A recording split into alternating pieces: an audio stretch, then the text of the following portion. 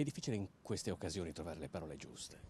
Sì, è sempre molto difficile, soprattutto quando sono dei giovani e quando c'è una situazione di dramma come quella che stiamo vivendo.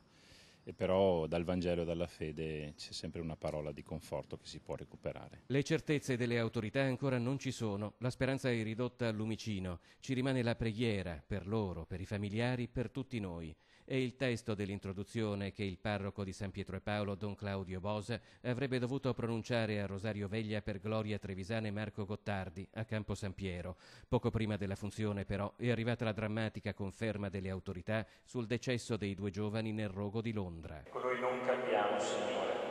In questi casi ci viene anche da ribellarci, ma sappiamo da credenti che solo tu hai parole di vita eterna.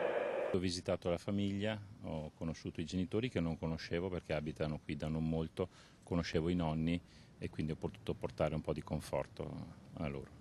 In chiesa una folla composta, silenziosa, un'intera comunità che si stringe alle famiglie delle vittime nel momento più difficile. Le due amministrazioni comunali di San Giorgio delle Pertiche e Campo San Piero erano rappresentate dal vice sindaco Davide Scapin e dalla sindaca Katia Maccarone. Tutta la comunità di Campo San Piero si vuole stringere alla famiglia e esprimendo davvero la partecipazione di tutti, una partecipazione che io sento in tutti quelli con cui parlo e che davvero è estremamente sincera da parte di tutti. Gloria e Marco si erano trasferiti all'estero per cercare di realizzare le proprie aspirazioni. Il loro dramma ha anche riaperto la ferita di un paese che non riesce ad offrire ai suoi giovani la possibilità di costruirsi un avvenire in patria. Campo San Piero ha già perso un'altra ragazza proprio a Londra, una ragazza che aveva cercato lavoro, anche lei, un paio d'anni fa in un incidente stradale era rimasta vittima.